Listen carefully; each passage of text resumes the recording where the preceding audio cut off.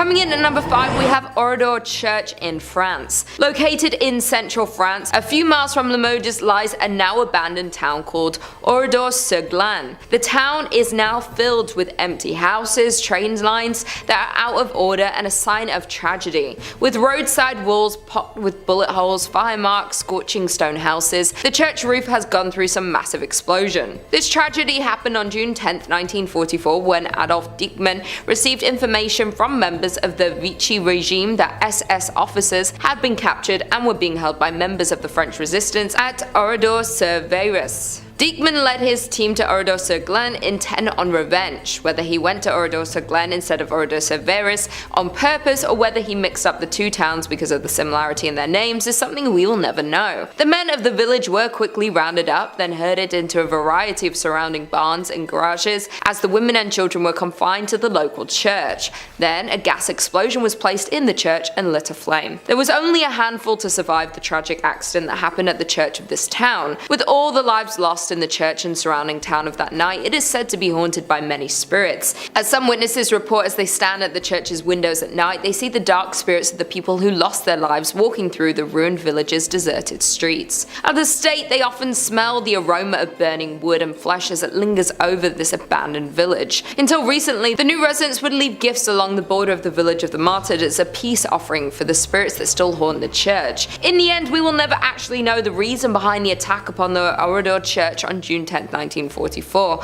though some think there was an evil entity or spirit upon the church that coerced the attack to happen. Coming in at number 4, we have St. Mary the Virgin, England. In an English village, you'll find the Church of St. Mary the Virgin, built around 1350 just outside the main settlement. The church in Clophill, Bedfordshire was abandoned for around 170 years after it fell into disuse in the 1840s. There are a few odd things about this ancient little church, the most significant being that it was supposedly built facing the wrong direction. Churches are traditionally oriented to face east, the direction from which the sun rises, which in the Christian religion is associated with the location of heaven and the return of the Messiah. Churches are positioned with the altar facing east, so people will pray in that holy direction. Some have claimed that because St. Mary the Virgin Church faces away from God, it thus opens its doors to hell. Indeed, the church has a long history of reported hauntings and supposed satanic rituals. The 14th century church was reportedly used for satanic rituals in the 1960s. As rumor has it, bones were dug up and arranged in satanic patterns. Paranormal investigator has speculated that some kind of black magic was performed at a church in Clophill, making it one of the most haunted places in Bedfordshire. The investigator explained that there's definitely something strange going on at the church, and this personal view is that it's down to black magic practices held there. He explains that he has also had many people confess the terrifying experience that they've had with the church. One filmmaker told the investigator that he saw a dark shape that was extremely tall coming towards him. The filmmaker and his colleague ran when he felt something grab his arm, even though he couldn't see anything. Once police arrived to the scene, instead of laughing the claim off, they congested that they've spent a lot of time guarding the abandoned site, as many people experienced the same thing. Over the years, many people have reported seeing strange things near the church, from mysterious hooded monks to tall dark figures. Number 3. Monaster Nagayal de Duff, or Abbey of the Black Hag, if you don't got all that time. Wow, you see that? You see what that church is called on that little chyron below me right now? I'm just supposed to pronounce that with my lips? Okay, it's also called the Abbey of the Black Hag, and that's what we're going with. We're not calling it that other thing. I'm not doing that. Black Abbey of the Hag, only name this church has ever gone by, and it was built in 1298. And it was one of the well-known medieval convents in Old Ireland. The remains of the abbey still stand today in a secluded valley, making it already mysterious and supernatural place just that much more supernatural and overgrown and spooky. I mean, the place is called the Abbey of the Black Hag. You don't name a place that unless it's extremely haunted, or if there's like a cool boss fight or something there. Sounds like it's straight out of Dishonored. It's believed that the last abbess, horrible word by the way, in charge of the abbey practiced witchcraft, and in the scary way, okay? She brought death, misfortune to the surrounding areas. Pope Martin V condemned the abbey, not being down for witches at all. The accused witch left to live out in the damp, deserted abbey by herself, which she probably loved because it sounds scary. Over time, her skin blackened, her hair furled, and her soul twisted, leading to the place being renamed the Abbey of the Black Hag. And if you can believe it, there's actually more to this one. The Count and Countess of Desmond once called the abbey home when attempting to flee their attackers, where the Countess was fatally struck by an arrow and buried by her husband. But it wouldn't be the end of the Countess, because sightings of a ghostly figure around the ruins of the abbey were common, meaning someone eventually went to dig up that grave, finding worn out finger bones, meaning she was still alive when she was buried. It's said now that a woman's panicked shrieking can be heard in the early hours around the abbey. Number 2. The Borley Rectory. The Borley Rectory is an old London estate that has the unique distinction of being considered the most haunted building in the United Kingdom. No big deal, or anything.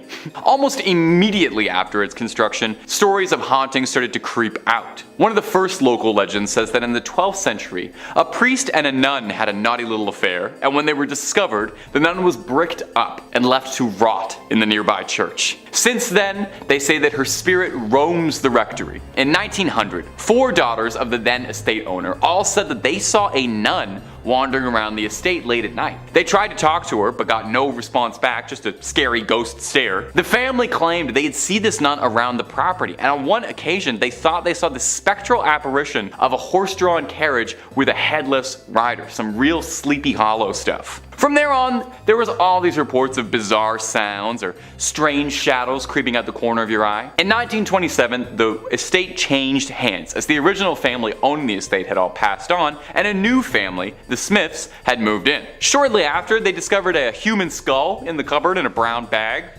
which is not a great housewarming gift, to be honest. They reported poltergeist behavior, unexplained footsteps, lights flicking around them, and the same sightings of headless specters. Now, they only lasted 2 years, not being down for any of the hauntings or skulls in cupboards, any of that business. And the next family, the Foysters, didn't have much better luck. They had objects flying around their home, and on one occasion claimed their daughter was attacked by something truly horrible. They moved out as well. And the last owner of the rectory would be Captain Gregson, who accidentally lit the estate ablaze while unpacking, although insurance claims they think the fire was started intentionally, perhaps in a desperate attempt to cast away whatever evil has been trapped in the Borley Rectory for so long, or perhaps he unintentionally unleashed it out into the world.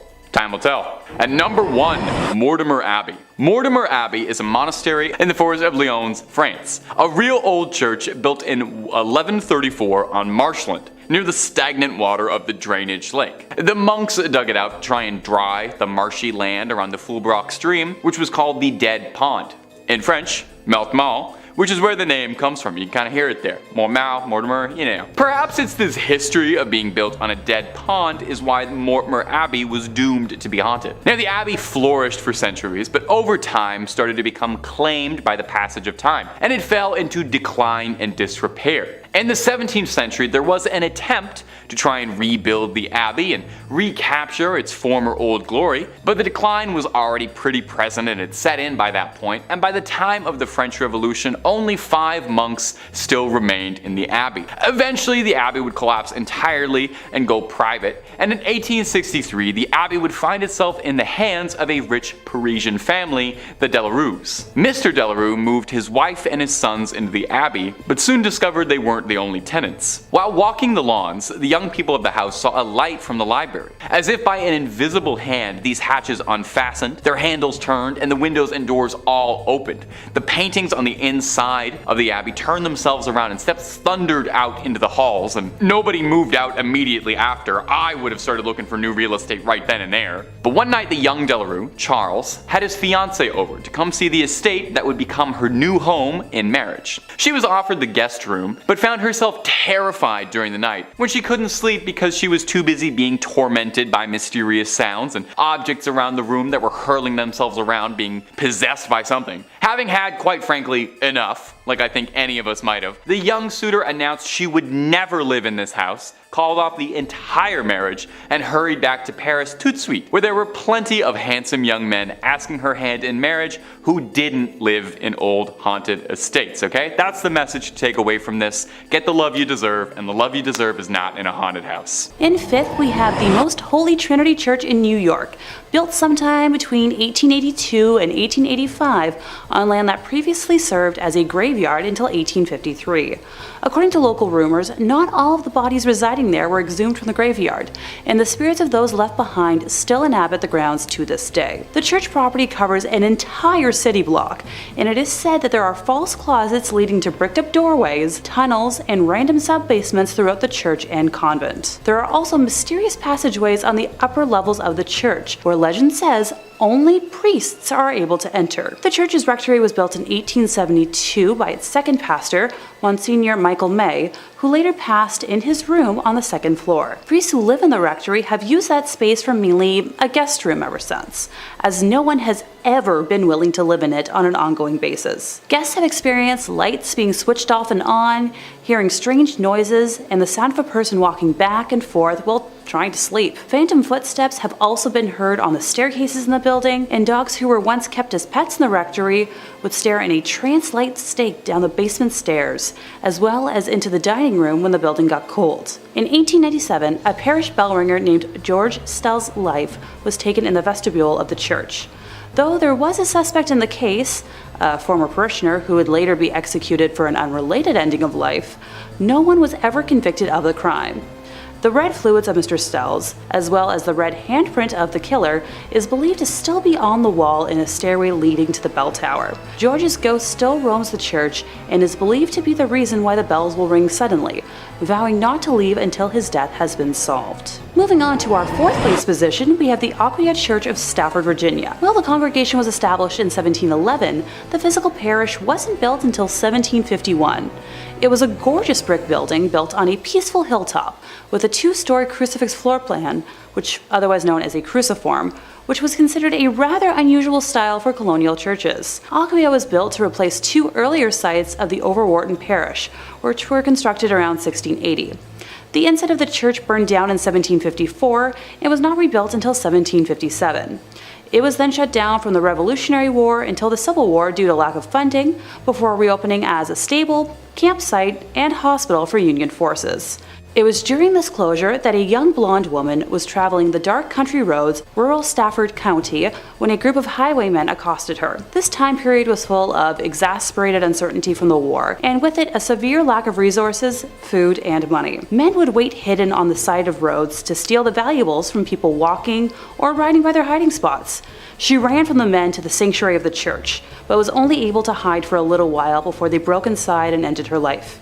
Her body was hidden in the tower, and the men were never caught. It wasn't until after the Revolutionary War ended in 1775 and the church was ready to reopen for services that what was left of her was discovered. A skeleton with golden blonde hair that was as intact as if she had been freshly slain. The red fluid that spilled on the floor from her death was impossible to remove. Despite using every trick known to man, the stains remained in the tower for well over 100 years, until during a modern renovation when the redness was covered up by concrete. With the facility still being in use today, members of the church have mentioned hearing footsteps walking around at all hours of the day and will break into a frantic run around the church at night, but no one is there. Noises can be heard in the empty tower, with some saying it sounds like a struggle, others describing a groan, whistle, or even a call for help. Many have also mentioned seeing a transparent woman in the church's windows, on the balcony, or even in the graveyard, dubbing her Blonde Beth after the hair of the skeleton. In the 1900s, brave people would try to stay overnight at the church, but were chased away by what they described as an unfriendly presence. A custodian working in the graveyard saw a ghostly woman's face floating above the graves, while another man saw a woman smiling at him through the balcony windows before she vanished. In the middle of this creepy sandwich, Number 3 on this list is Greyfriars, Kirk, and Churchyard. As the name Greyfriars might hint, this church is located in Scotland. History Hit says, with the Kirk tracing its origin to 1598 and the graveyard dating back even further to the 1560s, Greyfriars Kirk and Churchyard in Edinburgh is said to be one of the most haunted religious sites in the world. Known for body snatching and violent ghosts, the famously fearsome site has even been referred to by Scottish poet Robert Louis Stevenson. The site's most famous ghost is the Mackenzie poltergeist. George Mackenzie, who was known during his lifetime as a ruthless persecutor of Scottish Covenanters, a Presbyterian movement in the 17th century. His spirit was reportedly released in 1999 when a homeless man looking for somewhere to sleep broke into his final resting place, the Black Mausoleum. Next to this mausoleum is the former Covenanters prison, which housed some 1,200 members of a failed anti-government revolution in 1679. Only 257 prisoners came out alive, with the remaining dead said to haunt the churchyard. The negative energy that surrounds this church is said to be so strong that it's attracted some pretty powerful beings. The devil is the one being that people associate with this place. Some believe that this church is actually a secret lair for the devil, that these other demonic spirits are working to keep us away from this place so the devil can fulfill his evil agenda. If this is the case, then I think that we should do as the devil wants and leave it alone. Number 2 on this list is Borley Rectory. Built in 1863 in England, this is one of the most famous haunted churches in the world. We can thank the personalities of Ed and Lorraine Warren for bringing it into the spotlight, as they had quite the experience at this church back in the day. The horror stories began back in 1929. A journalist named V.C. Wall was a photographer in the woods nearby the rectory taking pictures one evening when they saw something very strange. From the outside, the rectory looked like it had a light on, but if you walked inside, it was all dark. Wall also saw the ghost of a nun that evening walking around the graveyard looking as eerie as you may expect. After they told people about this story, some ghost hunters came forward and provided an explanation.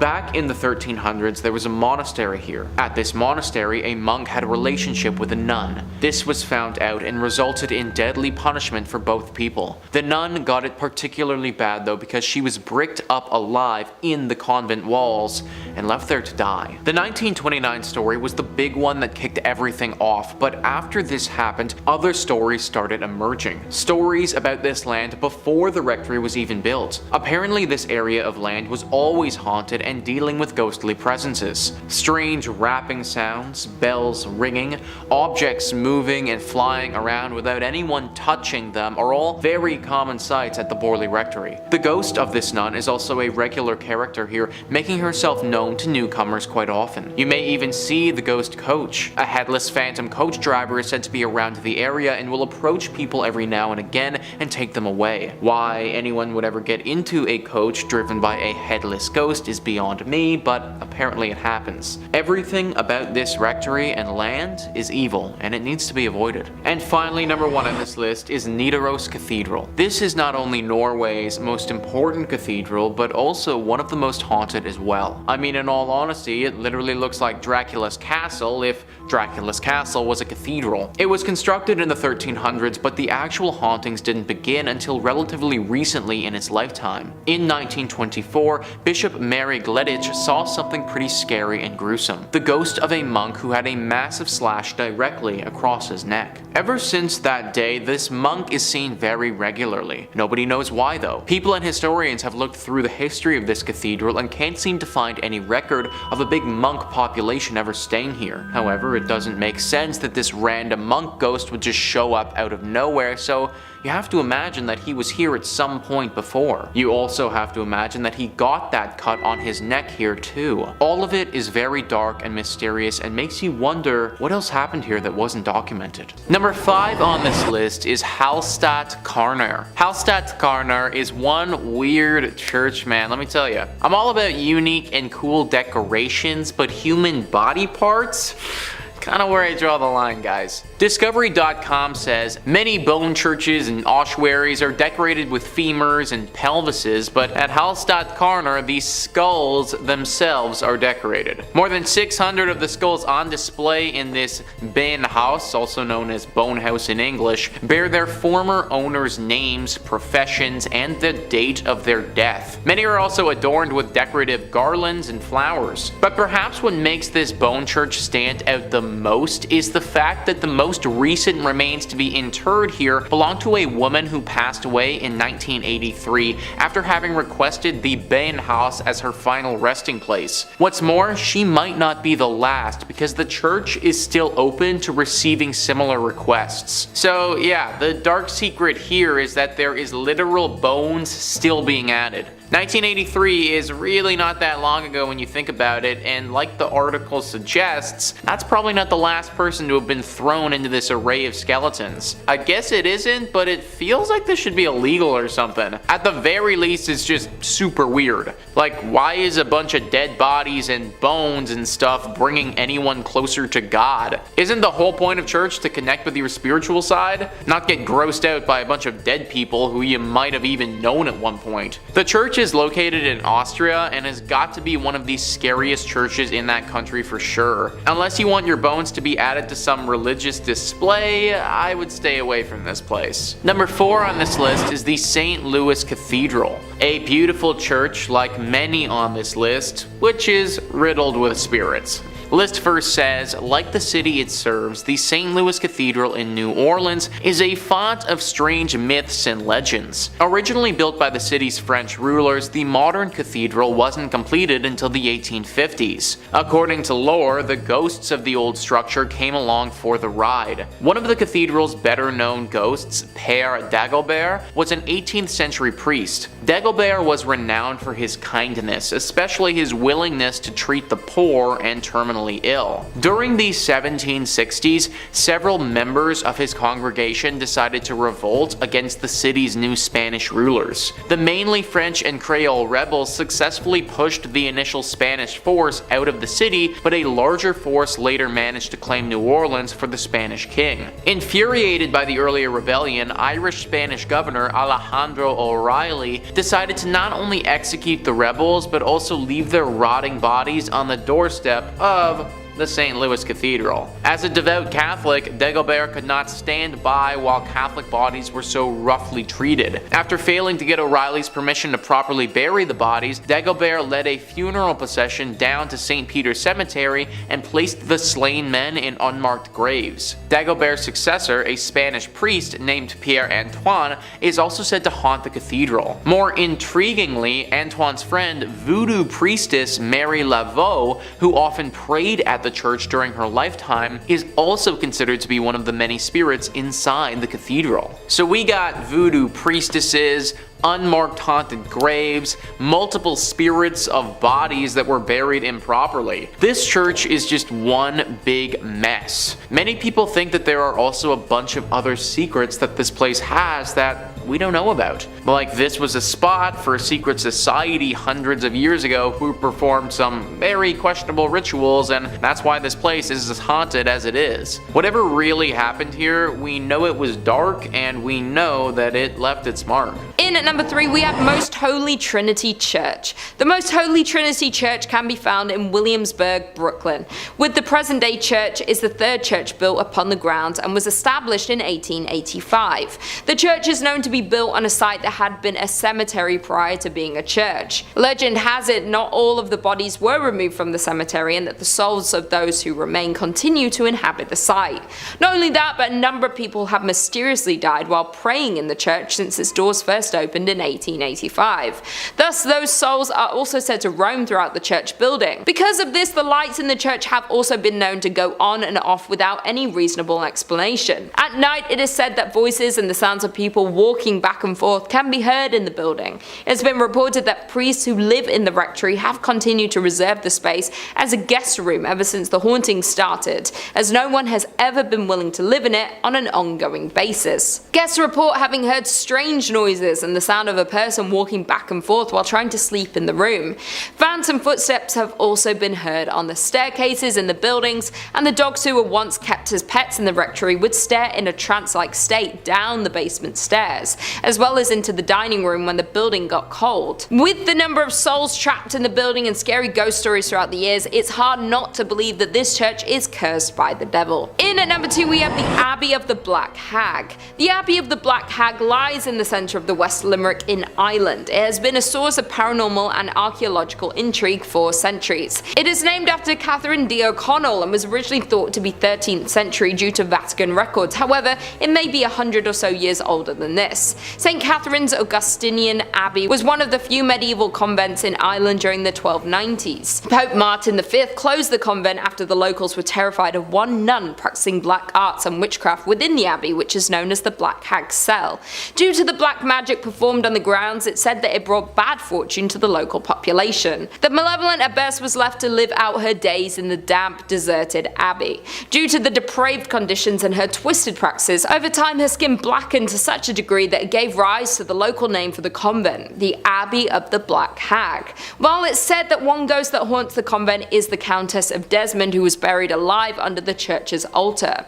Sightings of her menacing ghostly figure prompted an investigation of her grave, while visitors say you can hear her screams and scratching the stone to escape in the early mornings throughout the ruins of the abandoned church. And finally, in at number 1 we have St. Louis Cathedral. The cathedral located on Jackson Square, St. Louis Cathedral is actually the 4th cathedral built upon its current location. The cathedral is the oldest continually operating cathedral in America. The 2 buildings which used to house the congregation of St. Louis's cathedral were destroyed by unfortunate events. The first building used as the cathedral was lost to a hurricane in 1722, just 4 years after the city's official founding. The cathedral, which replaced the earliest structure, then burned to the ground in New Orleans' Good Friday fire in 1788. The third itinerary of St. Louis's cathedral was built in 1794, but by mid-1800s the congregation decided that they wished to enlarge their parish church. Thus the 4th version of St. Louis Cathedral went up in the 1850s. Perhaps the most famous ghost associated with the St. Louis Cathedral is that of Père Antoine. Père was a Spanish Capuchin friar at St. Louis Cathedral. He arrived in New Orleans in 1774 and was named pastor. His generosity and kindness to the people of New Orleans made him very popular. He was well liked by all of New Orleans. His death on January 19, 1829 was met with a somber and mourning city. He was laid to rest inside the St. Louis Cathedral 3 days after his death. Since his death in 1829, the ghost of Père Antoine had been seen in St. Louis Cathedral by an untold number of people. His ghost is easily recognized as there is a portrait of him inside of the cathedral. It seems as though the ghost of Père Antoine especially likes to show himself around the holiday seasons. Commonly, the ghost of Père Antoine is seen near the altar and on the balconies. Interestingly, the ghost has been seen in other areas of the city as well, especially in the alley next to the cathedral. In addition to that, the ghost of Pierre, there are other famous ghosts associated with St. Louis Cathedral. Some of the ghosts which are said to haunt St. Louis Cathedral, like that of Père Dagobert, who became pastor of St. Louis Cathedral in 1745. On quiet evenings after worship, people have seen the ghost of Dagobert walking the aisles of the cathedral, his head down to the ground, walking silently in sandals. Number 5. St. Mary the Virgin Church. Clop Hill, England. I gotta say, that sounds like it's a fake place, like where Sir Topham Hatt lives. Well, not only is it real, but it's home to a bone-chilling haunted church, St. Mary the Virgin Church. Now, St. Mary was built in 1350 outside the main settlement of totally real place Clop Hill. Traditionally, churches are built facing the east. I didn't know that. It's so it can align with the sun rising, which in Christianity is associated with heaven and the Messiah. Churches have their altars facing east, so you pray in that holy direction. Well, St. Mary's just had to be a little different, and this church is facing the west, facing away from God. And it's why some people believe the church is hosted to evil spirits, as facing west means they've shunned God and opened their doors to the devil. Paranormal investigators have strongly suspected the church as being host to satanic rituals. As the church fell into disuse, it became a popular spot for vandals, and if you believe the legends, black magic. In 1963, a local couple saw 2 people wandering around holding a human skull, which definitely I think would cause you to look twice. The people told the couple that they had found the skull in St. Mary's, where it had been jammed into a wall. When the couple went to investigate, they found on the floor a breastbone, pelvis, and leg bones, all laid out in a pattern used for black mass. Pretty spooky. Scattered cockerel feathers and tracings of 2 crosses filled in red were found inside the church as well. And as if that wasn't slightly unnerving enough, they also found that 6 graves of women in particular had been tampered with as well. All signs seem to be pointing towards some dark rituals happening at St. Mary's Church. Common sightings at the St. Mary's Church range from smaller scale things like strange screeching during the night or hearing the bell going off despite being long abandoned, and the more threatening reports seeing tall, dark figures wandering the ruins of the church, perhaps getting themselves ready for another ritual, or perhaps they've been contacted by a ritual and are arriving. Only thing I know is I won't be checking out the midnight mass there anytime soon. And if you're interested in way more scary stories of all manners, cryptids, conspiracies, churches, hauntings, aliens, we've got a little bit of everything at Top 5 Scary. So click on through, find something to get cozy with, and subscribe, and make sure you hit that bell so you catch all of our videos as they drop. But do all that stuff at the end of this one, okay? Because we got way more haunted churches for you coming right up. Number 4. Our next entry on the list today is going to be the Aquia Episcopal Church. And if you haven't said that, try saying that 10 times fast. I dare you. Located in picturesque Stafford, Virginia. The church has 200 years of history to it, which means it's also got approximately 200 years worth of ghost stories to study. When the church was first built way back when in the 18th century, it was stained by an unfortunate tragedy. You see, the surrounding areas were exhausted by war and the lack of resources, food, and money, and as such, brigands would take to the dark country roads to attack innocents during the night for whatever they had on them. Well, one young woman was hiding from a gang of highwaymen and marauders and sought out the church as a safe haven. Unfortunately, the bandits eventually caught up with her and she met an untimely end. Now, these men were never caught for their crime, and her body was not found for hundreds of years, left there to rot and decompose. And many believe that because of this, her spirit is tied to the church. And there have been several reports of hauntings ever since the discovery of those accursed bones. Visitors mention hearing footsteps frantically scattered around at night. These footsteps break into a run, but if you go searching, you'll never be able to find anyone attached to them. Voices can be heard in the room where she was attacked, some saying it sounds like a call for help or a painful scream of a struggle. Some go so far as to say they saw a transparent apparition of the woman in the church's windows or on the balcony. One story comes to us from a custodian who worked the graveyard shift there in the 1990s, claiming that he saw a ghostly woman's face floating above the graces, and says that he saw her smiling at him through the balcony windows before she vanished. One last one on this church. In the 1990s, to celebrate the bicentennial anniversary, the church sent out an invitation to a group of Civil War reenactors to fight a mock battle on its ground. During the night, one of the reenactors was complaining that there was a red and orange light that was flickering the entire night during the church that prevented him from sleeping. The man explained this to the father of the church, and the father explained back that there was no electricity in the vestry, and that the light must have been the spirit confused by why the Civil War had started up again. Imagine, you're a ghost, you're already out of time, and then you look outside and you see guys from your time? My little ghostly sense of the world would be so thrown off. I would have to buy a new ghost calendar.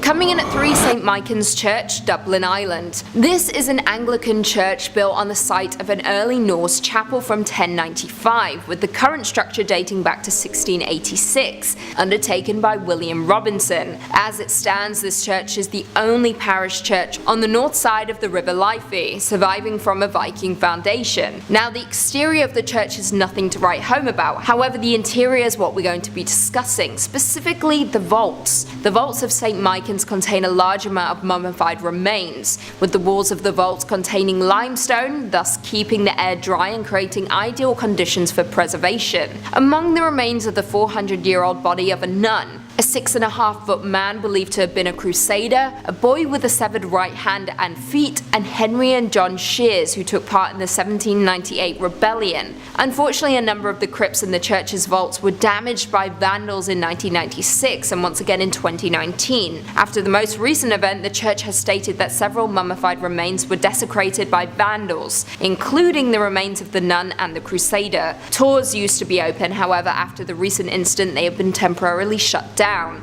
Not only will you be dealing with the enraged spirits of the dead when visiting this church, but also the despicable living. Coming in at 2, Cathedral of the Assumption of Our Lady, Guadalajara, Mexico. Also known as the Guadalajara Cathedral, this is a Roman Catholic cathedral of the Archdiocese of Guadalajara and was built in 1541 in the Spanish Renaissance style with neo-Gothic spires. However, though the building is beautiful, it has been plagued by hauntings and tragic events. On May 30th, 1574, during Mass, neighbors fired shots into the air. Some of the bullets fell onto the cathedral and started a fire, ultimately damaging the building. A second tragic event struck in 1818 when an earthquake shook the city, causing the towers and dome to collapse. The cathedral was of course repaired, however it continues to be in danger. It was damaged by earthquakes in 1932, 1957, 1985, 1995 and 2003. However, outside of natural disasters, the cathedral also has a ghostly side to it. One of the most popular attractions is of course the Crypt of Archbishops, which is truly chilling. However, more chilling still are the mummified bodies on display there, with one dating back to the 1700s, which belongs to a child that was killed for converting to Catholicism. Some visitors to the cathedral have claimed that they have seen her eyes blink and have witnessed her hair move. Very spooky indeed. And finally, coming in at number 1, St. Thomas Anglican Parish of Muggoa, New South Wales, Australia. Designed by Reverend Thomas Mackison and built from 1836 to 1838, this church is incredibly striking with a Gothic revival design and is said to be one of the most haunted churches in not just Australia, but in the world. Though the church is youthful in appearance and located in a semi-rural area, it is hiding an incredibly dark and tragic history. Legend has it that 2 young boys died in a fire in the bell tower of the church after a prank went horribly wrong. Since that fateful day, any kind of light, even candles, anger the spirits of the boys' restless spirits. According to a Facebook group, Haunted Places of Sydney, they say, I quote, "There's an urban legend that claims that if you drive laps around the church at night, the headlights of your car will switch off, and if you continue, the car will stall." However, it isn't just the church's legend that is creepy. The surrounding cemetery is also filled with monuments that date back almost 200 years ago. Adding to the creepy factor. As of right now, the church is owned by Anglican Church Property Trust and was added to the New South Wales State Heritage Register on April 2nd, 1999. Number 5 on this list is the Templo Mayor ruins. So a church is typically defined as a place for Christian worship, but let's loosen up that definition just a little bit and start thinking about it as a building or landmark where people would have worshipped higher beings. If we start thinking about it like that, then the Templo Mayor ruins can certainly qualify. Mexico has a lot of haunted spots, but this is at the top of their list for sure. Gaurav Gupta writes, "This archaeological site in Mexico has a blood-soaked past. It is a haunted Aztec civilization site that has made its presence felt throughout the time. Around 4,000 people were brutally killed to please Aztec gods. The priests would cut out the beating hearts from the victims' chests and then throw their lifeless bodies on the stairs of the Aztec temple. Aztec's last emperor, Cuauhtémoc, made his last stand invading Spanish armies before he was tortured and killed. This Aztec is now a museum and tourists report strange sensational feelings and sightings of shadow figures." 4,000 people were likely sacrificed here. That is a truly absurd amount of sacrifices. Then throw on the fact that a great battle took place here and you end up with so much death. Needless to say, the spirits of those that passed have never really left. Glowing orbs are always spotted at this place, especially in the evening. There have been reports of these glowing orbs touching the people and transporting them to the world of the dead. They go into a hypnotic state and can't move, sort of like what happens to people in the latest season of Stranger Things, if any of you have watched that. They have a very hard time explaining what has happened to them after the fact, but they know that it was the dead. This is accompanied by a giant beam of light that flashes into the sky. There is evil here, there just has to be. All of the death that has transpired over the years has left a horrible stain on this place, and evil has congregated here. No one knows what type of evil or what spirit is behind this, but just know that this is a scary place that you should probably avoid. Number 4 on this list is the Ness Church. Ness Church is a Norwegian church that is no longer operating. It's a collection of ruins now and a very popular spot for ghost hunters. The ghost hunters have discovered that electronic equipment or your standard cell phone isn't going to do so hot in this church. For whatever reason, the second that you bring anything like that in, it just completely shuts down. If one wants to have an electronic device here, then it needs to be specifically made to withstand strong spiritual energy. The most popular myth surrounding the ghostly presence that resides here is a priest named Jacob Christian Finnegan. This was a priest who presided over this church from 1800 to 1837. Apparently, he suffered a very grim fate here along with his children. It's thought that he and his children were killed by an evil gang who came through the church looting it. They killed the priest and then, ever so cruelly, bricked his children up and left them to die. This is only one variation of the tale though, because one legend actually says that the priest did this to his kids himself. Regardless of which one is historically accurate, they're both pretty bad. The screams of these children are frequently accompanied by the sighting of this priest. It's said that he will stalk those who come here and follow them around, giving them a horribly uneasy feeling. It's very likely that if you go by yourself, this ghostly priest will attack you and could do some serious damage. Maybe he wasn't evil when he was alive, but he certainly is now. Number 3 on this list is the Aquia Episcopal Church. Heading back to Virginia with this one, this church is located in a place called Stafford. The church itself is rather beautiful and looks super unsuspecting. Some of the other churches on this list in our previous part just gave me the vibe that something was up, but this one doesn't. The outside and the inside make you feel homey and very safe. Problem is, this isn't the case. Only in your state writes, one of the most famous mysteries associated with the church is that of the golden-haired skeleton.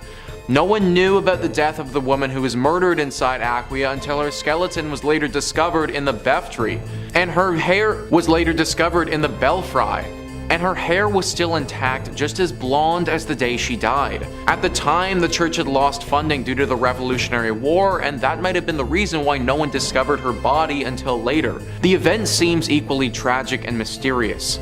It's been said that bloodstains from the murder remained on the floorboard for nearly 100 years until it was replaced altogether with concrete. Not so surprisingly, many ghost stories worked their way through the community after the skeleton was discovered. Many parishioners refused to set foot in the church after dark. In the 1900s, people decided to seek evidence of hauntings for themselves. Many returned with chilling tales of having encountered an unfriendly presence. Even today, there's plenty of paranormal activity associated with the church grounds. Many visitors have reported hearing footsteps running through the graveyard accompanied by the sound of a violent struggle.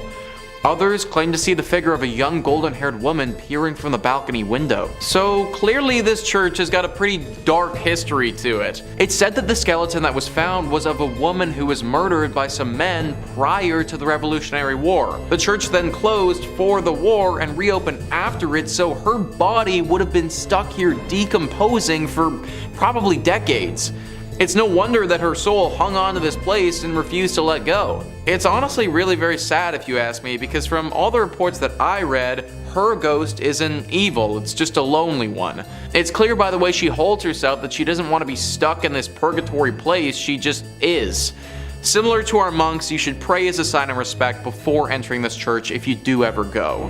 Number 2 on this list is the Borley Rectory. This is sometimes referred to as the most haunted place in all of England, so it definitely deserves a spot on our list. The Rectory, which for those who don't know is a Church of England, was built in 1863. For a bit over 50 years, nothing out of the ordinary or spectacular happened here. It was just a normal rectory. The horror stories didn't take place until 1929. A journalist named V.C. Wall was with a photographer in the woods nearby the rectory taking pictures one evening when they saw the weirdest thing. Apparently from the outside, the rectory looked as if it had a light on within it, but the second that you walked inside, that light disappeared.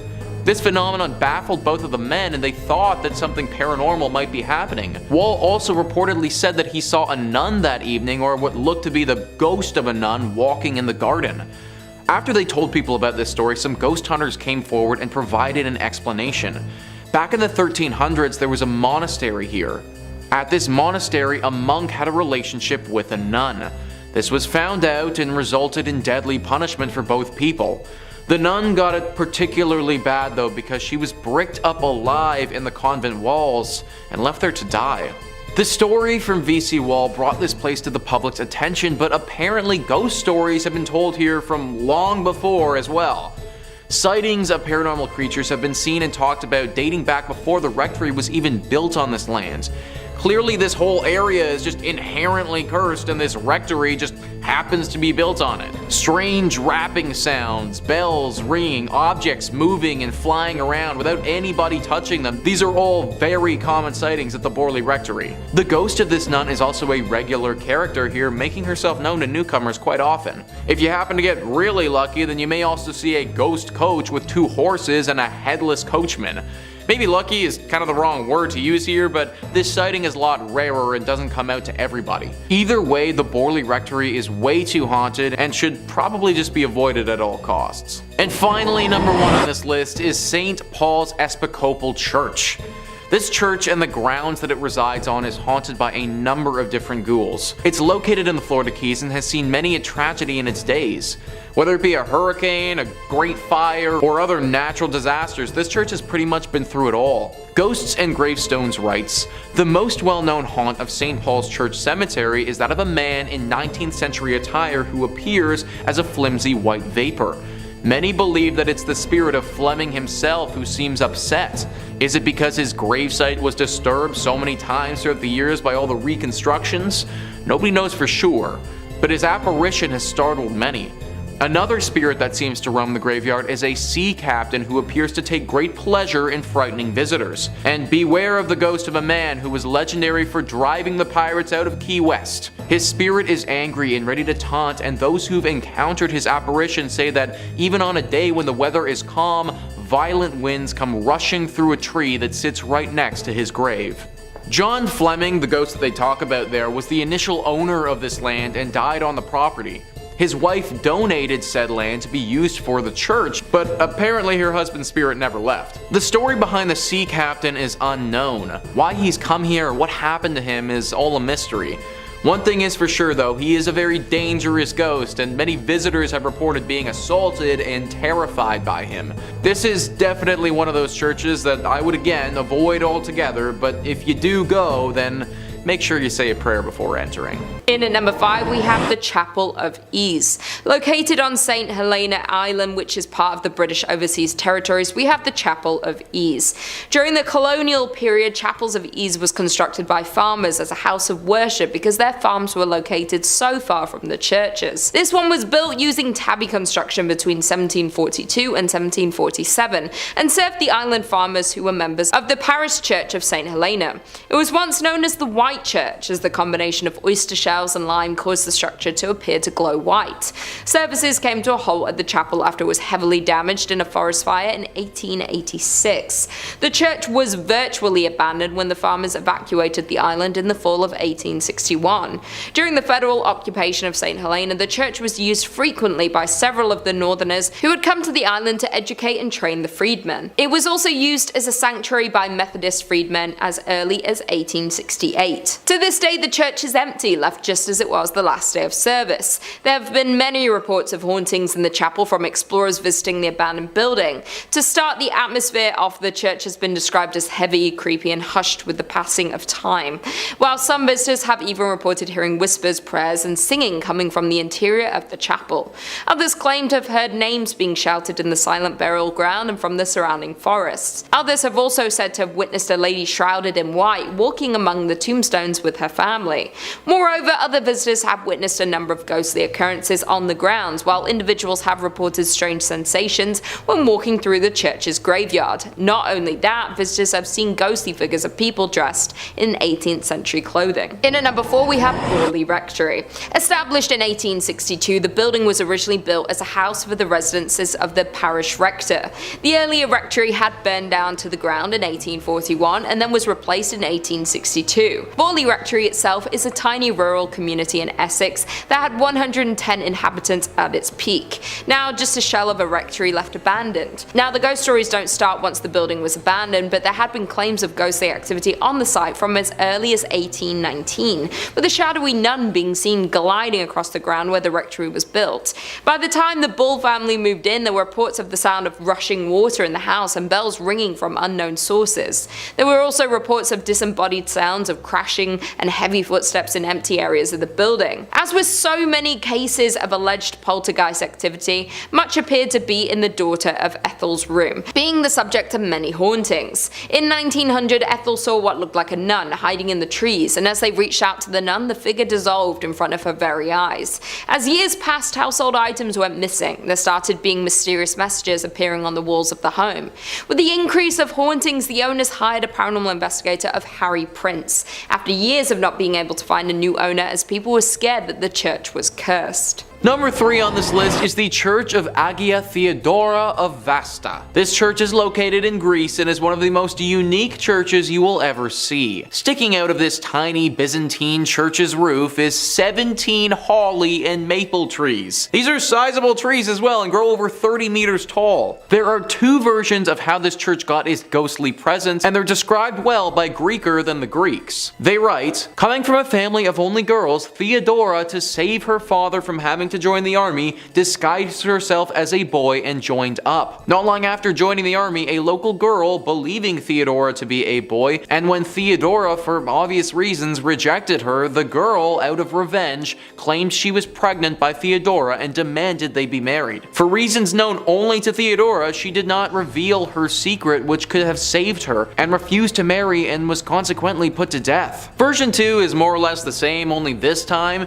Theodora, again disguised as a boy, joined a monastery as a monk. Why she didn't save herself trouble and join a nun's monastery is not known, but anyway, a nun from a nearby monastery fell in love with the monk Theodora, the ending then being the same. Before her execution, Theodora prayed, "Let my body become a church, my blood a river, and my hair the trees." On the very spot where Theodora was executed, a spring gushed forth and grew to become a river which still exists today, as the river which flows beneath the tiny church. So guys, if that legend holds true, then not only is this church haunted by a ghost, but the actual church itself is a ghost. This whole thing was made up by the spirit of Theodora and therefore is basically a living church. Locals have said that because of this reason, the water that flows through this river has some exceptional healing properties and can cure many ailments. Considering this church may actually be the spirit of a person who has passed, I highly recommend saying a prayer before you enter. Number 2 on this list is the Templo Mayor ruins. So a church is typically defined as a place for Christian worship, but if we loosen up the definition a little bit and just make it a building or landmark where people would have worshipped higher beings,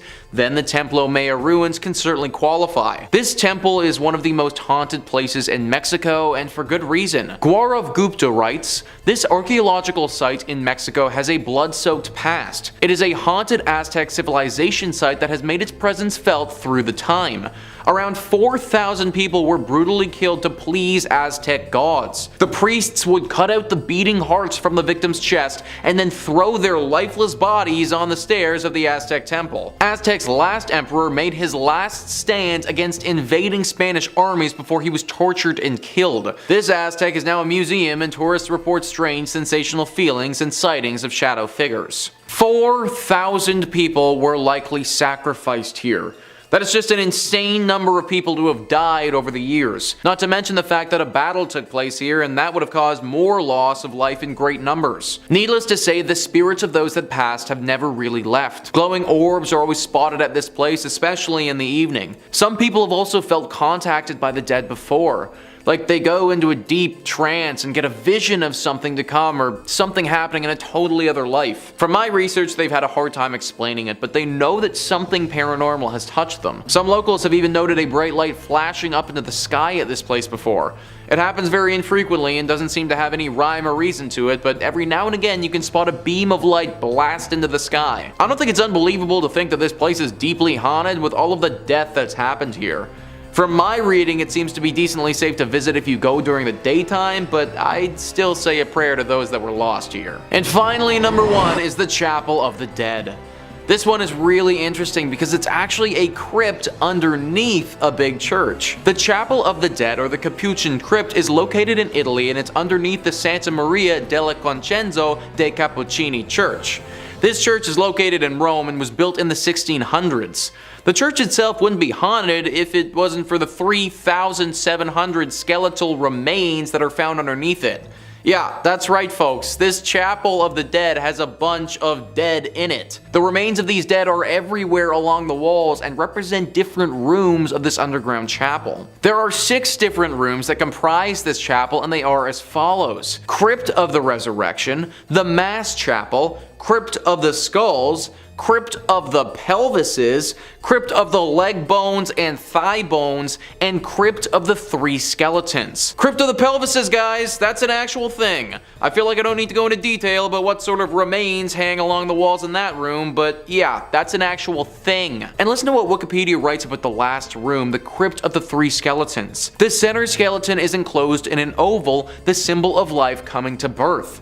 In its right hand it holds a scythe, symbol of death, which cuts down everyone like grass in a field, while its left hand holds the scales, symbolizing the good and evil deeds weighed by God when he judges the human soul. A placard in 5 languages declares. Obviously, with all this being said, this place is deeply haunted. It sounds like something straight out of an Indiana Jones movie, and from what locals have said, it definitely could be. Severe bad luck can befall those that enter into this chapel, and it seems to be totally random. I could enter it and be like 100% fine, but you could enter it and just have horrible things happen to you for years. It's a really interesting place to read about, but definitely not the sort of place I'd recommend visiting. Number 5 on this list is the Lady of Guadalupe Church. This church is located in New Orleans and is known to the locals as being one of the most haunted spots in the whole city. This location hasn't always acted as a place of worship, but for a long time was a chapel that you really didn't want to end up at. That's because for the longest time it was actually called the Old Mortuary Church. As I'm sure that you can probably guess, the crowd that entered this place wasn't the liveliest. In fact, using the word live to describe them is just flat out incorrect. New Orleans was hit hard many a time with epidemics, with yellow fever being especially bad. There were times during the city's history where the dead were too many to handle and they had to go somewhere. Enter in the Old Mortuary Church. Thousands upon thousands of bodies have went through these doors over the years. In fact, for the longest time, the only people this place saw were the pastors who were here and the countless dead. Everyday citizens were too scared to come here for fear of catching the disease and wouldn't even risk going to see their departed loved ones. Obviously, all this death has left its ghostly mark. Eventually, it was turned into a full-fledged church that people attend, but not before the spiritual damage had been done. Nowadays, the spirits of some of those who died during this harsh period in New Orleans history still haunt the area. Glowing orbs have been seen by those who frequent the church floating around at nighttime. Subtle and faint moans can be heard echoing throughout the walls, as if the moans themselves were wind blowing through the church. The ghost of a man has said to approach people from time to time claiming he needs help and that he was never sick to begin with. This is definitely one of those churches who's seen its fair share of tragedy over the years, and it shows. However, believe it or not, it may not be the most haunted church in New Orleans, but more on that later. Number 4 on this list is St. Helena's Chapel of Ease. This chapel is located in South Carolina and is a ruin of its former self. A website all about Beaufort, South Carolina writes, "The chapel was destroyed in a horrendous forest fire that happened after the Civil War. Today, the ruins of the chapel and a graveyard remain. The vault still remains out of order to this very day. The planters left St. Helena with the arrival of Union forces in 1861, and the church never regained its stature. Some stories relate that Union soldiers used it for services during the war, as well as Northerners who came to the area after the war to educate and train the former slave population. The door of the Fripp's vault was ruined by the soldiers, and at some point it was decided to brick up the entrance. According to the story, workmen did a very good job of sealing the vault, only to return the following day to find the bricks removed and neatly stacked beside the mausoleum. This had occurred many times. Convinced that the supernatural was at work, the job remained unfinished. Local authorities had assured that no one had been in the area the previous night long enough to complete such a task. Today, the vault remains empty. The door is half sealed by bricks. One might find the experience of looking into the vacant vault more than a bit unsettling, if not downright eerie. Ever since that moment, regular ghostly sightings have been reported here. A woman dressed in 18th century clothing carrying a child through the graveyard is one of the most frequent apparitions that takes form. People have also talked about hearing people singing here even though they'll be completely by themselves. Usually these songs sound like church songs and are quite beautiful actually. Also, just a general feeling of uneasiness has been reported at this spot very often.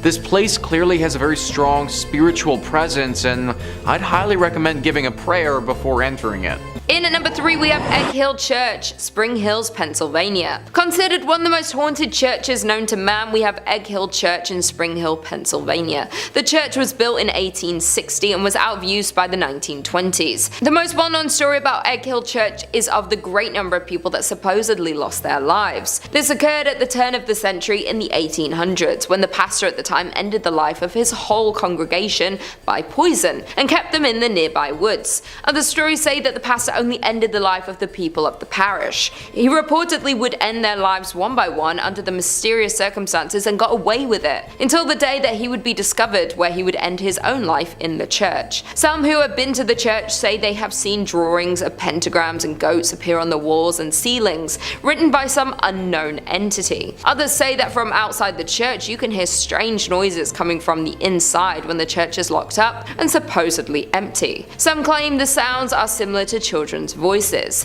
Therefore, there is no doubt that this haunted church has the potential to be cursed by the devil. In at number 2 we have Muggoa Episcopal Church in Virginia. This church is said to be one of the most haunted churches in Virginia. Legend says that the church and the church graveyard, which has graves dating back to 1738, are both home to paranormal activity that has taken place for over 200 years. Even the early years of the church being opened were marked with tragedy. In the mid-18th century, a woman was hiding from a group of men within the church's walls and lost her life. Even more upsetting was the fact that she was not discovered until years later, when the church reopened after the Revolutionary War. No one knows exactly the details of the loss, yet there have been several claims of paranormal activity since. Her hair just as blonde as the day she lost her life. At that time, the church had lost funding due to the Revolutionary War, and that might have been the reason why no one discovered her body until later. Moreover, it's been said that blood stains from the murder remained on the floorboards for nearly 100 years, till it was replaced altogether with concrete. Many ghost stories worked their way through the community after the skeleton was discovered. Many parishioners refused to set foot in the church after dark. In the 1900s, people decided to seek evidence of hauntings for themselves.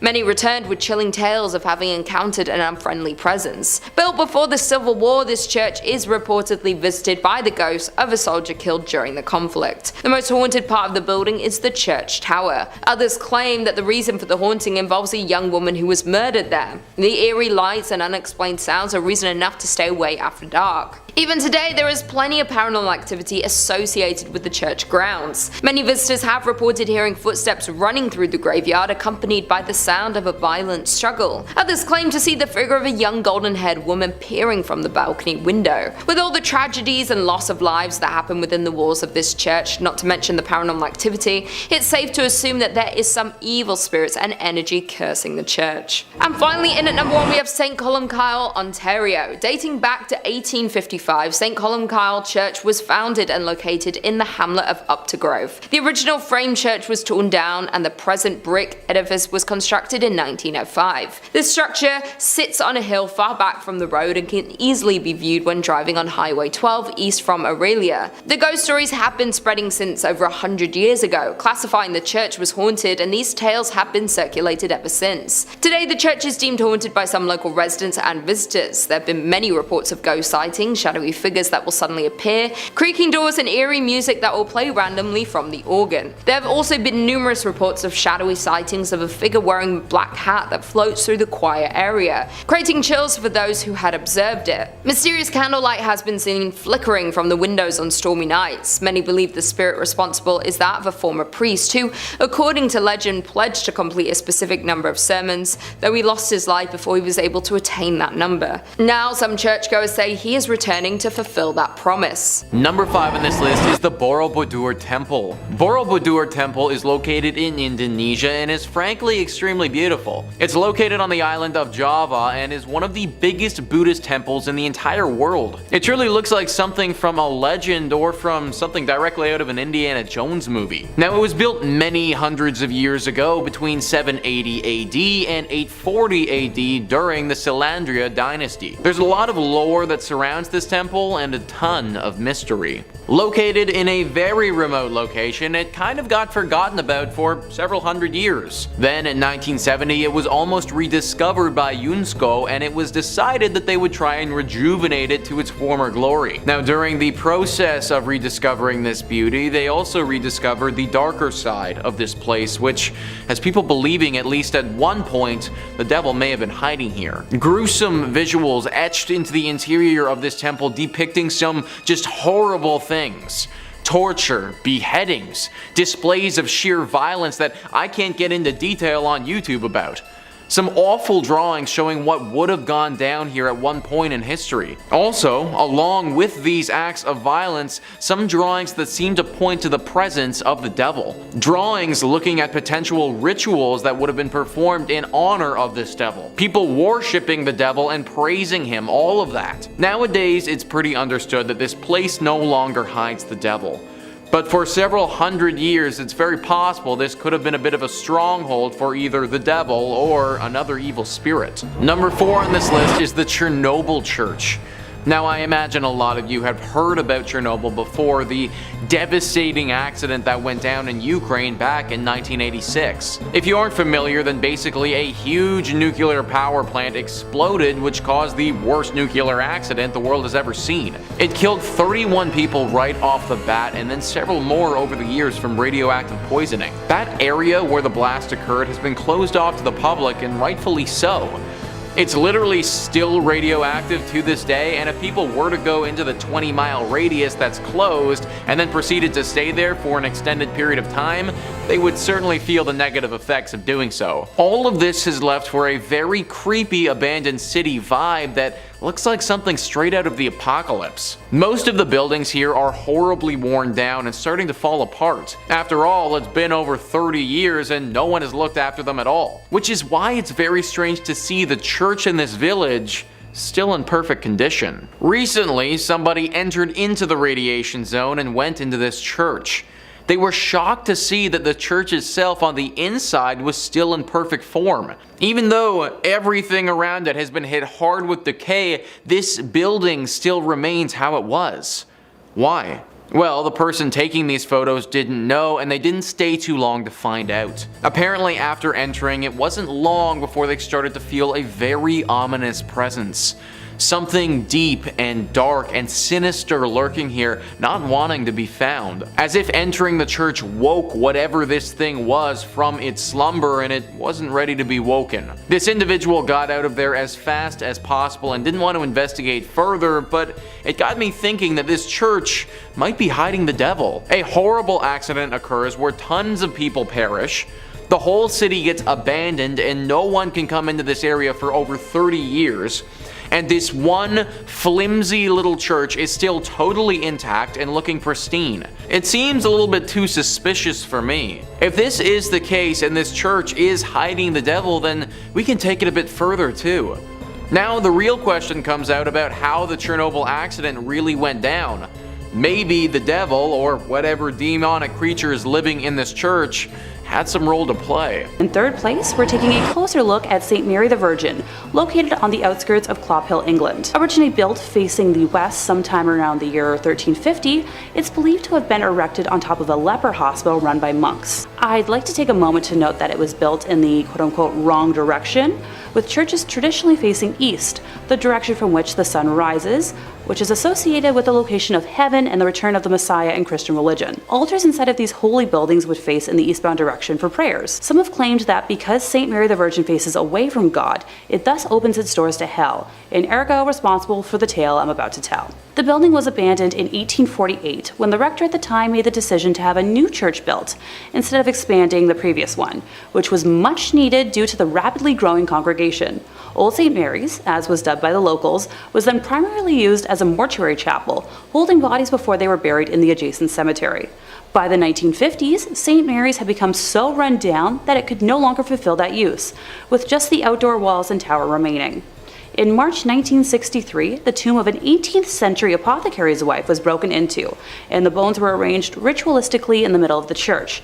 and once again on Midsummer's Eve of 1969, multiple women's graves were broken into, with bones being removed and rearranged once more. While the specific individuals involved in these acts were never identified, the arrangements found resembled those used in black mass rituals performed by satanic groups at the time. After the first incident in 1963, a rare decision was made to rehollow, or in more simple terms, re-bless the altar that was left in the building, in a failed attempt to protect the building from evil. Later that year, Reverend Harold Colthurst reported stumbling upon a group of men in the building that were in the midst of a mysterious ritual, being quoted as saying that the men were trying to communicate with evil spirits, chanting some sort of mumbo-jumbo. They were definitely in league with the devil. Modern-day visitors to the now landmark have reported seeing a plethora of ghostly figures during the day and nighttime, faint lights moving about before vanishing mysteriously, along with reports of a chilly and oppressive atmosphere even during warm days. In second place, we're visiting l'Abbaye de Mortimer, or Mortimer Abbey. It was originally built in 1134 on land gifted by King Henry I. The stagnant water of the drainage lake, which was dug out by the monks to dry up the marshy land, was called Mortimer, or the Dead Pond, giving the monastery its name. Totally not ominous or anything. The monks constructed what was then one of the largest monasteries in the world on said land. The legend says that after the passing of his only son, King Henry wanted to reform his daughter Matilda and had her locked in a room in the abbey for 5 years. The anger and hate she felt from being sent away and isolated stained and seeped into the walls of the monastery, cursing it for eternity. After her eventual release, she went on to live until 1167, when it said her spirit returned to Mortimer Abbey to haunt the area as the White Lady. She is said to appear on nights close to a full moon, moaning as she drifts through the now ruins of the monastery. Those that have seen her report that she alternates between wearing black and white gloves.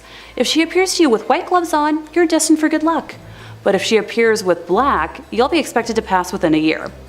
Alas, Matilda is not the only spirit one must worry about if visiting the abbey. When the monastery was at its peak in the 1500s, a frail and suffering woman was brought to the monks with an illness it was believed that only they could aid. It was revealed that she was possessed by the spirit of a wolf and cursed to become a werewolf for several nights.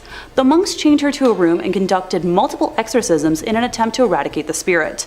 The monks were able to exorcise the evil wolf spirit or demonic force out of the woman, but it then attached itself to the grounds and walls of the monastery. Several hundred years later, in 1884, a man named Roger Saboureau was hunting in the woods nearby when he was attacked by a large werewolf. He shot it multiple times, killing the creature, but when he returned home at dawn, he found the body of his wife bearing wounds matching those he had given the wolf. People say the spirit of Roger's wife and his own heartbroken spirit still wander the area when the moon is full. The abbey was exorcised by the church in 1921, but still remains haunted to this day. And coming in first place, we have the Abbey of the Black Hag, locally known as Guadalupe. Please don't curse me for my pronunciation. St. Catherine's Abbey, or simply as Old Abbey. It's located roughly 2 miles east of the village of Shanagolden, in the townland of Old Abbey. Gee, can you tell where it got its name?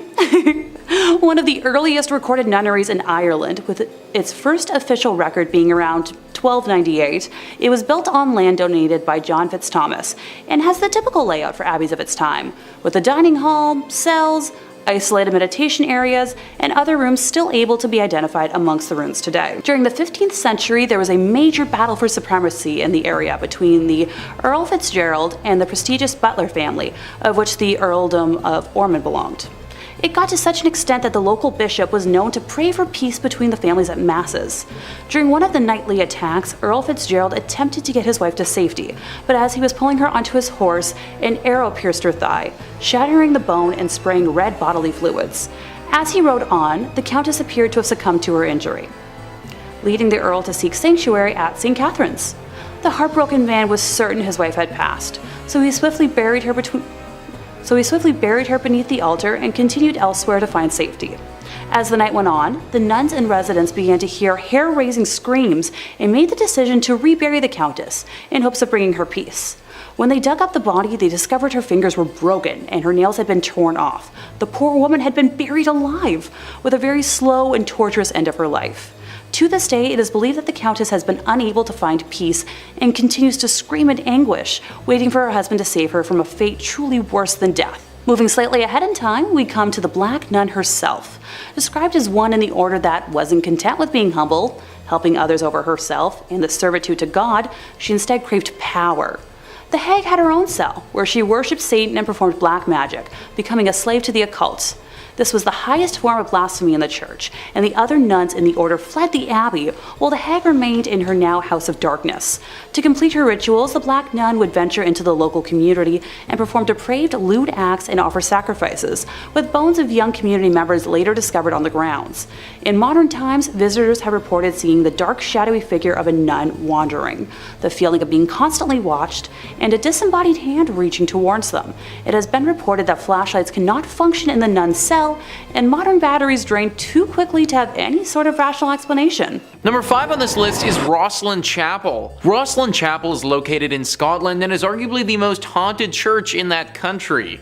This chapel has a ton of ghostly legends surrounding it that lead to the lore of its hauntings. The Rosslyn Chapel actually writes themselves. In July 2006, a group of actors were rehearsing in the chapel for a play they were about to do at the Edinburgh Festival. One said that he saw a fairy-like figure in the grounds of the building. Another was locking up the chapel at the end of the rehearsal. As he was doing so, heard the voice of a child in the crypt. Obviously, he didn't want to lock the child in overnight, so he went down to the crypt to get the child, but found that there was no one there. Another tale says that the ghost of a white lady haunts Rosslyn Chapel. Legend has it that she is a girl from the St. Clair family who was bewitched by an evil spell and sleeps in an enchanted chamber. Here, she is waiting to be rescued by a knight. Once rescued, the spell upon her will be broken and the knight will be granted great treasures. And yet another tale is of a phantom dog which roams the grounds around the chapel, and on stormy nights its ghostly barking can be heard. We got a fairy, we got a child, we got spells, we got a dog.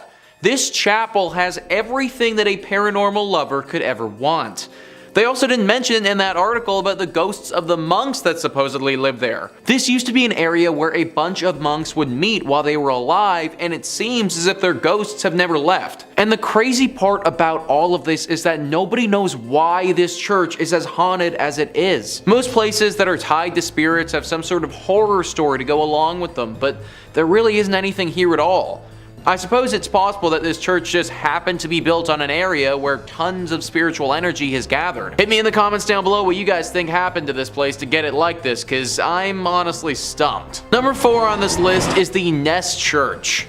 This church is located in Norway and is no longer functioning. It's actually a collection of ruins now and a very popular spot for ghost hunters. The ghosts here are very interesting and unique. It seems as if they have a strong connection to electronic devices, because whenever anyone brings an electronic device to this place, it will immediately stop working and start flashing uncontrollably. If one wants to have an electronic device here, then it needs to be specifically made to withstand strong spiritual energy. The most popular myth surrounding the ghostly presence that resides here is of a priest named Jacob Christian Finnegan. This was a priest who presided over this church from 1800 to 1837. Apparently he suffered a very grim fate here along with his children. People believe that at some point a gang of thieves came to this place and murdered him. Along with his death, they took his children and bricked them up in the church, leaving them there before ransacking the place and taking any valuables. An even darker version of the legend says that the priest did this to his children himself and then promptly hung himself in the church for the locals to later find. I'm not too sure which legend is the true one, but either one would have left their dark mark behind. The screams of these children are frequently accompanied by the sighting of this priest. It's said that he'll stalk those who come here and follow them around, giving them a horribly uneasy feeling. At this point, the church is nothing but a ruin of its former self, and considering the ghostly presence that's waiting for you,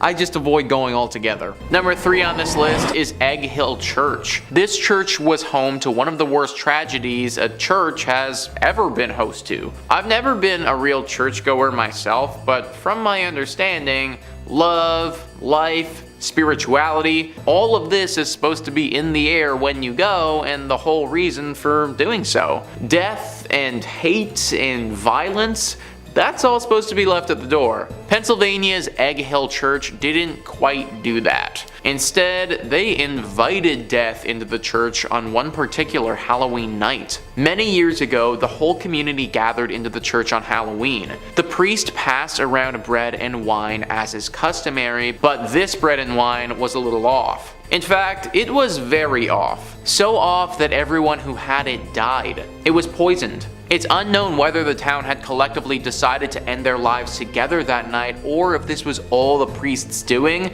but either way, tens to hundreds of people's bodies lay lifeless on the ground when it was all said and done. Now, what are we left with? Well, the ghosts of all of these people, obviously. Even worse than that, the spirit of this evil priest still lingers here too, and apparently, he isn't done with the living. He's said to be very dangerous and wants to drag visitors down with him and take their life. This whole story is pretty much as dark as you can get, and it's no wonder the place is totally messed up today. Number 2 on this list is St. Nicholas Church. Hey, it's me. It just so happens that my church is haunted by a dozen spirits. Great. List first says St. Nicholas Church is practically haunted by default. That's because the village of Pluckley, its home, is reputably the most haunted locale in all of England. The Kent village is home to the Watercress woman, who occupies the Pinnock Bridge, and to the ghost of a schoolmaster who committed in front of his pupils. According to a conservative estimate, Pluckley contains no fewer than 12 active spirits. The church itself is said to be the home of both the beautiful ghost of Lady Daring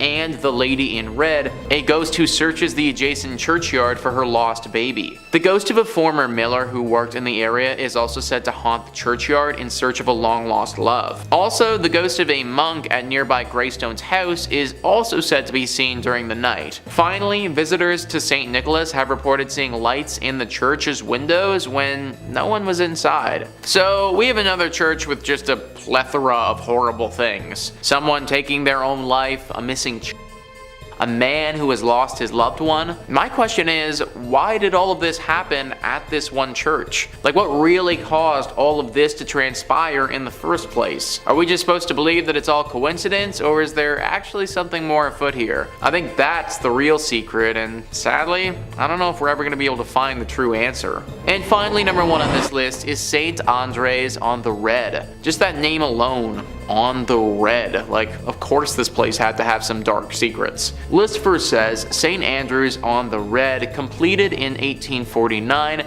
is located in the town of Selkirk, which is more or less a suburb of Winnipeg. It's the oldest stone church in Western Canada, and it may be the region's most haunted thanks to the spirits of former plague victims. Other apparitions are said to populate the church's graveyard. Eyewitnesses have reported seeing a ghostly man clad in black and a mysterious woman in white. Also, a disembodied pair of red eyes have startled the visitors in the past, while a ghost car has been noted not far from the church's main entrance. If you're thinking about visiting the church or graveyard, be wary. Those who've claimed to have seen the various apparitions also reported having terrible nightmares the following nights. Most of these nightmares apparently involved the gates of the cemetery, which rattle even though no hands are seen shaking them. Some people can't shake these nightmares either. The occasional individual will have these persist for months or even years. I'm sure that the architecture and natural beauty is nice and all, but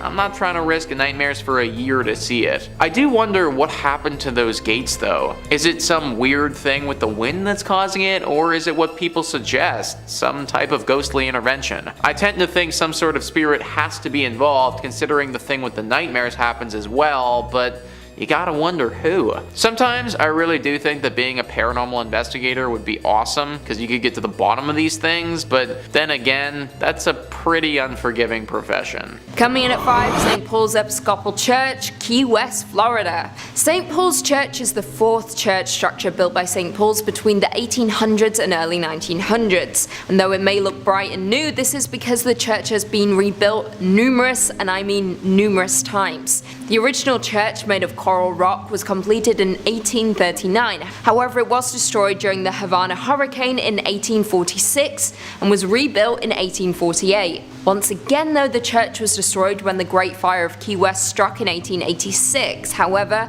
By some good fortune, the rectory survived unscathed, and the rebuilding once again began on the third structure, ending in 1887. However, disaster struck once again though in 1909 when the church was destroyed by a powerful hurricane. This time though, the parish hall survived, as well as the rectory.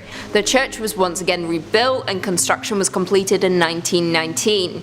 However, during all of these rebuilds, it was discovered that the site was once a Seminole burial ground, with the land being previously owned by the Fleming family before the church was built, and the land was only granted after the widow was assured her husband's remains that were interred on the land would not be disturbed. However, this is where it gets spooky. Legend has it that the promise was broken and the widow's husband, John William Charles Fleming, was removed from the site. Spookier still, according to some locals, his ghost still wanders the site. Other apparitions have been reported as well in the graveyard, one being a ghostly group of children who were killed in a fire set by a jealous deacon who was taking revenge on his unfaithful wife. Yeah, yikes. Coming in at 4, St. Andrews on the Red, Selkirk, Canada. Built between 1845 and 1849 to serve the local community of retired Hudson Bay Company personnel, this church is located in a small suburb of Winnipeg, located on a lightly forested hill with an incredibly impressive Gothic design. It is by far the oldest stone church in Western Canada and has definitely had its fair share of paranormal activity. The church became an old campfire story among young teens and rebellious kids who would dare their friends to walk backwards around the church 3